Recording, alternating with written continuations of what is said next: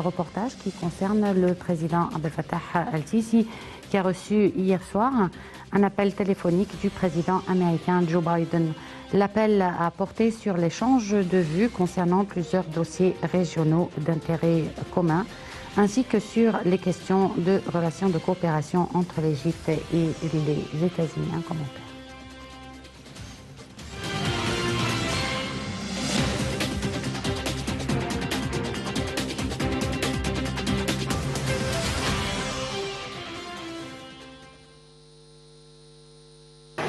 Le président Abdel Fattah el-Sisi a reçu lundi soir un appel téléphonique du président américain Joe Biden. L'appel a porté sur l'échange de vues concernant plusieurs dossiers régionaux d'intérêt commun, ainsi que sur les questions de relations de coopération entre l'Égypte et les États-Unis. Le président Biden a souligné la valeur du partenariat fructueux, de la coopération constructive et de la compréhension mutuelle entre les États-Unis et l'Égypte, ajoutant que l'administration américaine aspire à renforcer les relations bilatérales avec l'Égypte au cours de la prochaine période dans divers domaines, notamment à la lumière du rôle central de l'Égypte au niveau régional et international, et ses efforts politiques et son appui efficace à la sécurité et à la stabilité dans la région afin de régler les crises. Le président al-Sisi a de son côté affirmé la profondeur des relations égypto-américaines et leur caractère stratégique, soulignant que l'Égypte continuerait à déployer les efforts pour renforcer ses relations stratégiques entre les deux pays dans un cadre ferme d'intérêt commun et de respect mutuel.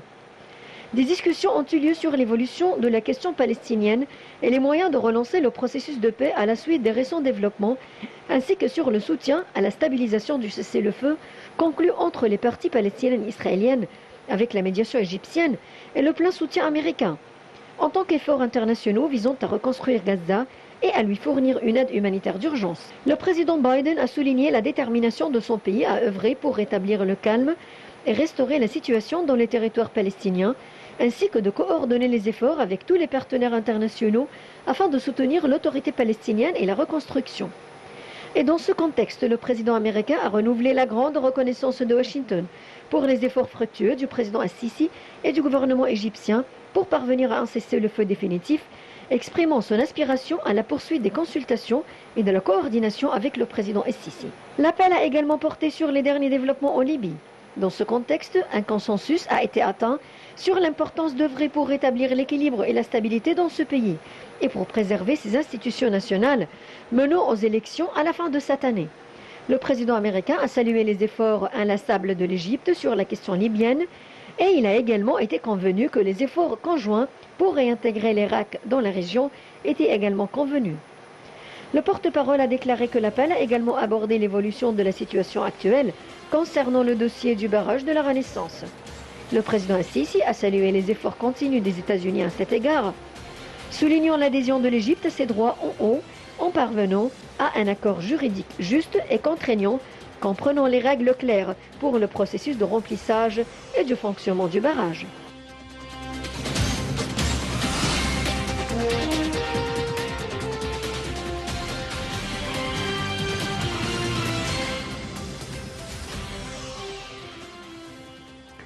Et pour parler plus de l'état des relations entre l'Égypte et les États-Unis avec la nouvelle administration Biden, nous avons en ligne Dr Cherif Amir, analyste politique. Bonsoir docteur. Bonsoir.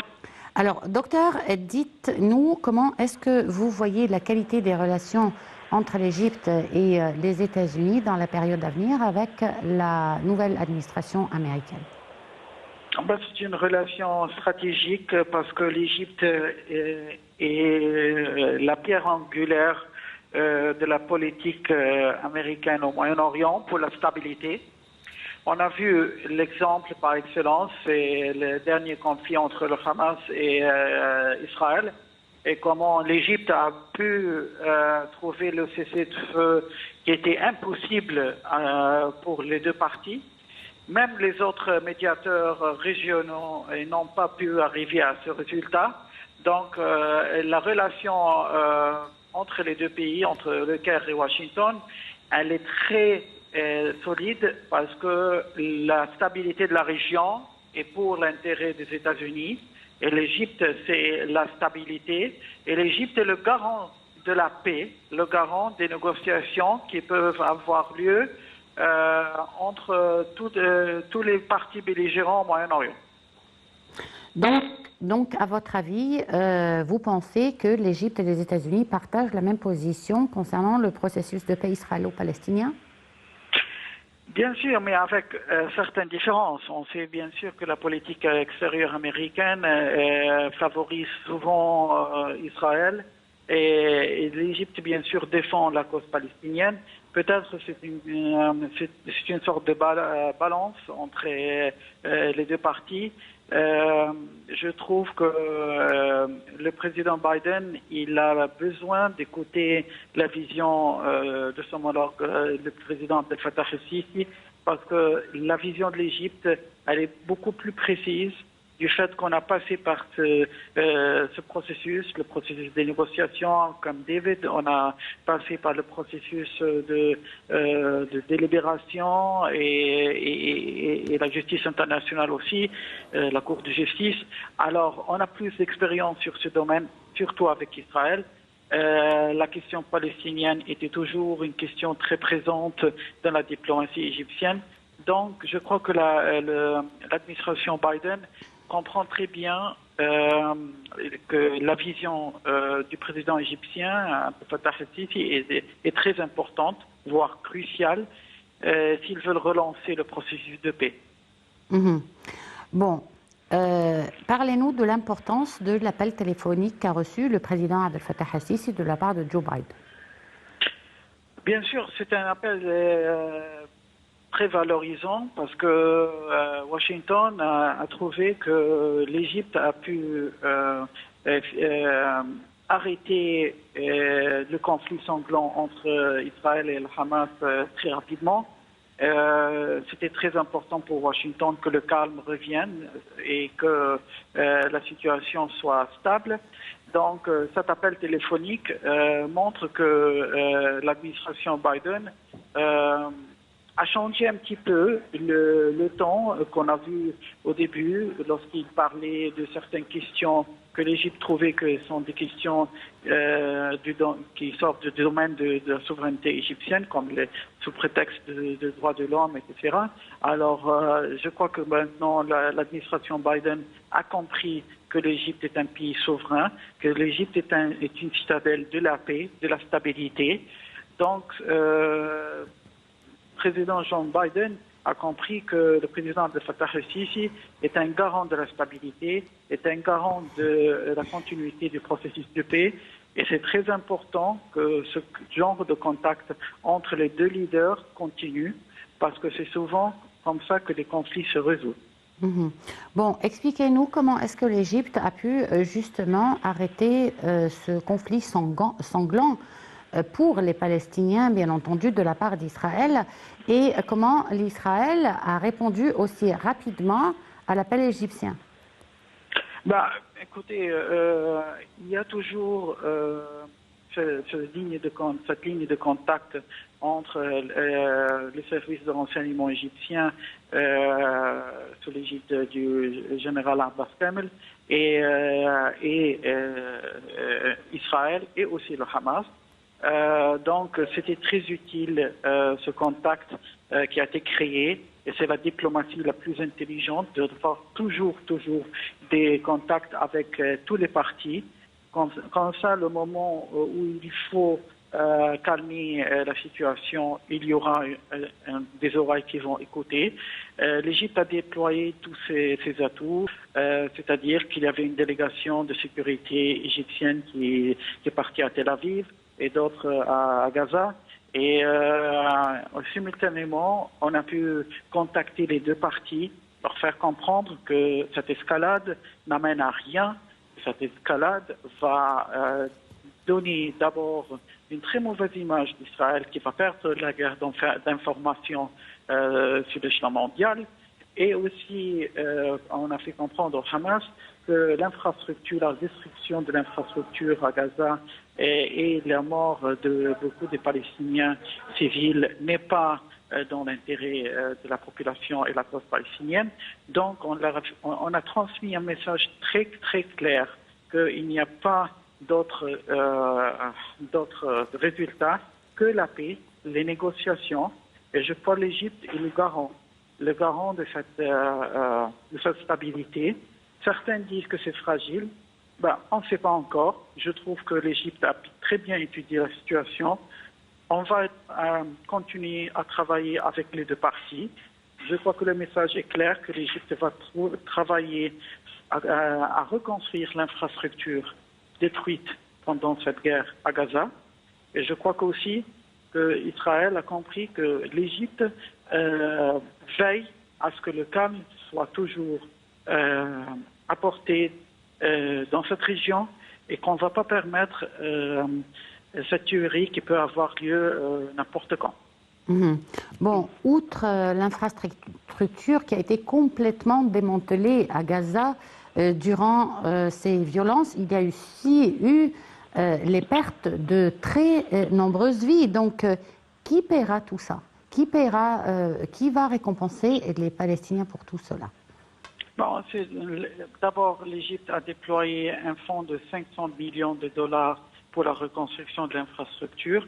Mais je crois que le Hamas a compris qu'il ne faut pas abuser de cette situation, que les Palestiniens sont ceux qui ont perdu leur vie sont des innocents, des civils qui n'ont pas pu s'évader ou se cacher.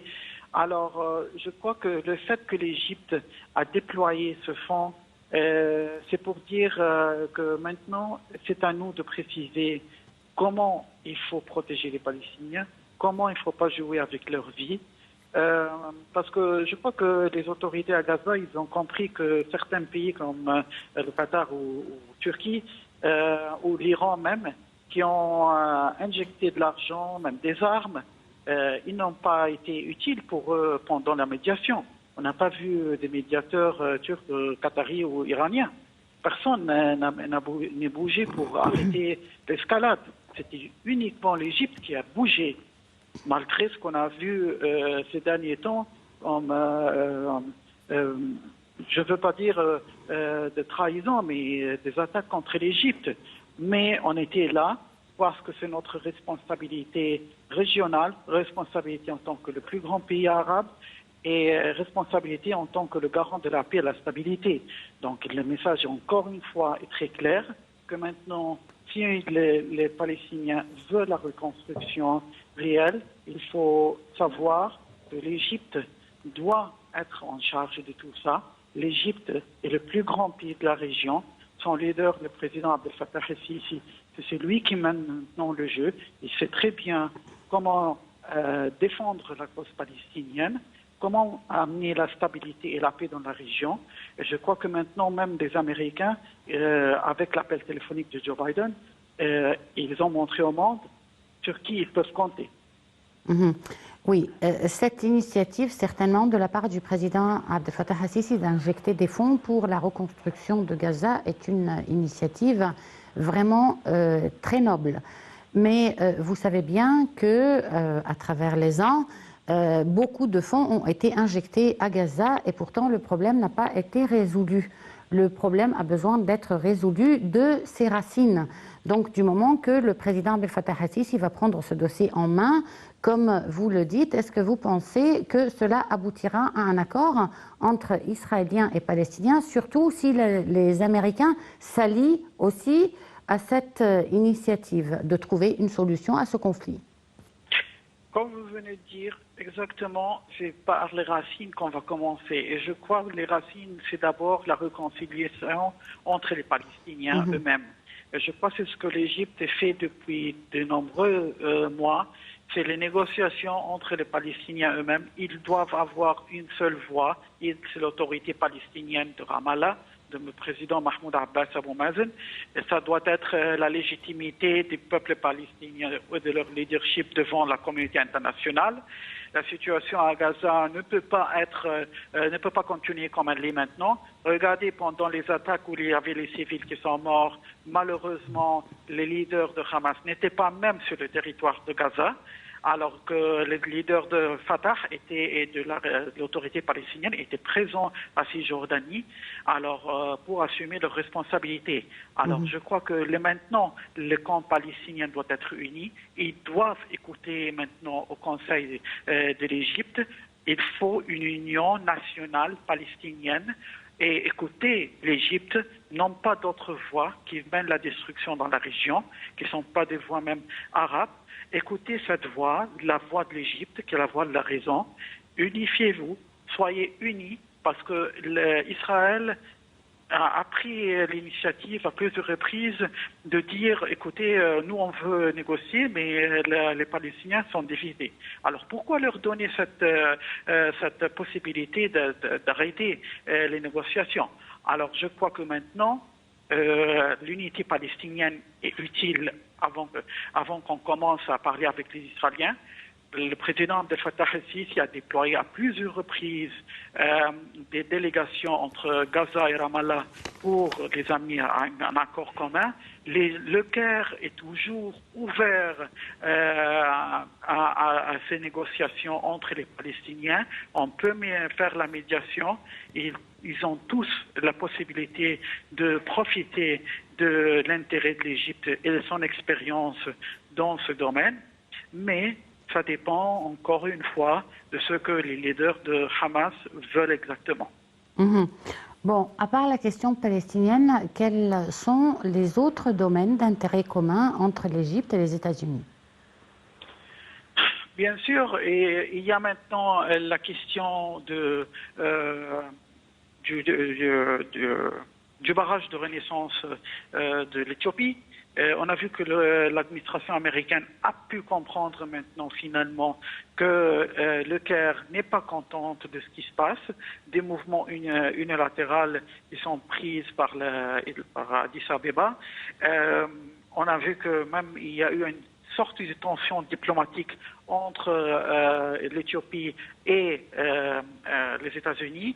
Le message est clair aussi que l'Égypte a fait comprendre à la communauté internationale et aux États-Unis que ce dossier est un dossier très important parce que le président Abdel Fattah el-Sisi l'avait dit clairement, il y aura des conséquences très graves dans la région de l'instabilité. Et lorsque l'Égypte avertit la communauté internationale qu'il n'y aura pas de stabilité, c'est-à-dire que la situation sera très très grave. Ça, c'est un dossier très important aussi. Il y a les dossiers libyens, parce que on sait que l'intérêt aux États-Unis que la situation se calme en Libye, pour la Méditerranée et aussi pour la production du pétrole. Alors, l'Égypte a montré depuis l'administration Trump qu'on était capable de ramener la paix et le calme là-bas.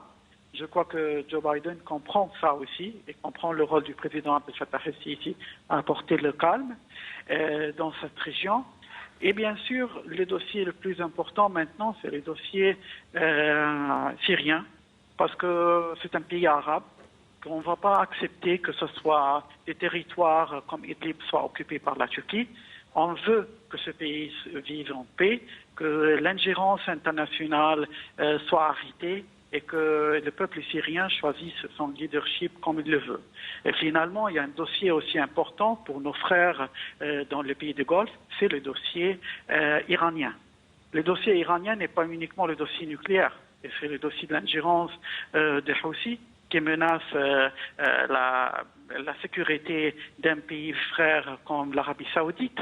On ne va pas accepter, on ne va pas tolérer. Le président Abdel Fattah el-Sisi l'a précisé, on ne va jamais accepter cette détérioration. Alors l'ingérence iranienne doit s'arrêter en Syrie, en Irak, au Yémen et aussi au Liban. Alors je crois que la diplomatie égyptienne, elle est très claire et on a mis les points sur les i et le président Joe Biden comprend ça très bien. Et concernant tous ces dossiers que vous avez soulevés, l'Égypte et les États-Unis partagent les mêmes positions? Écoutez, l'administration de Joe Biden elle est encore en train d'étudier certaines choses. C'est-à-dire, on voit qu'ils sont flous sur la question iranienne. Parfois, ils se penche vers les négociations et parfois il gèle ces négociations par pression israélienne et aussi pression des pays du Golfe. Mais ils sont un peu hésitants parce que cette administration vient juste d'être élue. La situation est chaotique, vraiment chaotique au Moyen-Orient. Le seul pays stable, c'est l'Égypte. Et donc, je crois, avec la coopération de l'Égypte, les choses vont s'éclaircir plus. Ils ne sont pas décidés encore qu'est-ce qu'ils vont faire. Mais je crois qu'ils sont très, très intéressés à écouter la vision égyptienne, parce que la vision égyptienne, elle a une expérience de combattre le terrorisme, du combat des migrations clandestines, du combat de trafic d'armes. C'est-à-dire, on a une expérience très large. Et en plus, le charisme du président Abdel Fattah el-Sisi qui peut négocier avec tous les présidents et mener des résultats très positifs au bon moment. Docteur Cherif Amir, je vous remercie beaucoup pour cette intervention. Une petite pause et on se retrouve tout de suite après.